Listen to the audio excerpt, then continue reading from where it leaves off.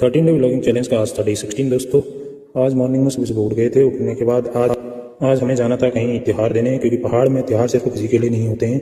त्योहार होते हैं अपनी परंपराओं, अपनी सभ्यताओं को आगे बढ़ाने के लिए, अपनी संस्कृति को आगे बढ़ाने के लिए दोस्तों। बाकी क्योंकि आज हमें त्योहार देने जाना था, क्योंकि जिस घर में किसी की मृत्यु हुई हो वहाँ घर घर जाकर त्योहार दिया जाता है।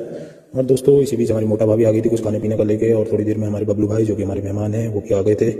और फिर थोड़ी देर बाद हमने वहाँ के लिए मूली वूली रख दी थी और मैं तुरंत तैयार होकर खाना नाश्ता कर रहा था। पिताजी भी तैयार हो गए थे, मोटा भाभी मिल गई थी रास्ते में। दोस्तों हिमालय आजकल साफ नहीं दिख रहा है क्योंकि बहुत समय से बर्फ नहीं गिरी है। और मैं और बबलू भाई चल दिए थे क्योंकि आज हमें 3-4 जगह जाना था। जिस घर में डेथ हुई है उस घर में जाना है दोस्तों, क्योंकि यही हमारी परंपरा है। क्योंकि त्योहार सिर्फ हमारे लिए नहीं है, उसमें संवेदना दिखाने का समय होता है। मोहित भाई तैयार थे और उसके बाद एक घर में श्राद्ध था तो वहाँ हमने प्रसाद खा लिया था। और थोड़ी देर बाद हम चल दिए अपने गंतव्य की ओर, अपने रास्ते की ओर। पहाड़ की माटी सिखाती है कि दुख में हाथ बढ़ाया जाता है। जिस घर में किसी की मृत्यु हो वहीं पहला त्योहार दिया जाता है। और थोड़ी देर बाद हम पहुंच गए थे होलकाटा। वहाँ से हमें कुछ सामान लेना था और हमने कुछ सामान लेके पिताजी ने थोड़ा बहुत हमें कुछ दराती वराती बनवानी थी और तो वहाँ हमने सब्जी वगैरह दी। और उसके बाद हम चले गए थे ईजर गाँव। देखो दोस्तों ईजर गाँव आपको कैसा लग रहा है। देखो ये नदी के किनारे बसा हुआ गाँव, बकरियाँ देख ली थी हमने। और त्योहार देखे हम आ गए थे खंशियों में देखा कि खेतों में थोड़ी आग लगी है। ये खंशियों वाले बताएंगे कि क्यों लगाई गई है। और थोड़ी देर हमने चढ़ाई चढ़नी शुरू की और हमें थोड़ी दूर, बहुत दूर, थोड़ा ऊपर घर था क्योंकि मेरी बुआ का घर था, वहाँ मेरी दीदी भी आई हुई थी। और एक बच्चा खिलौनों से खेल रहा था जिसने मुझे बचपन की याद दिला दी।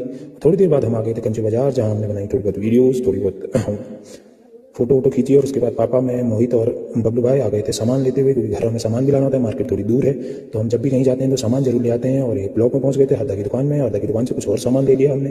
और थोड़ी देर बाद हम पहुंच गए थे दोस्तों घर पहुंचने के बाद मैंने बाइक एक जगह लगा दी और पिताजी जो कि मेरा वेट कर रहे हैं। और इधर इतनी देर में हमें दिखे रावत जी अपने कुत्तों को यहाँ पर टहलाने में लेके आए थे। और निन्नी यहाँ पर काफ़ी खुश थी। और थोड़ी देर पिताजी मेरा वेट कर रहे थे और हम सामान लेके वहाँ पर रखा हुआ था। और मैं पिताजी दोनों घर की तरफ आ गए।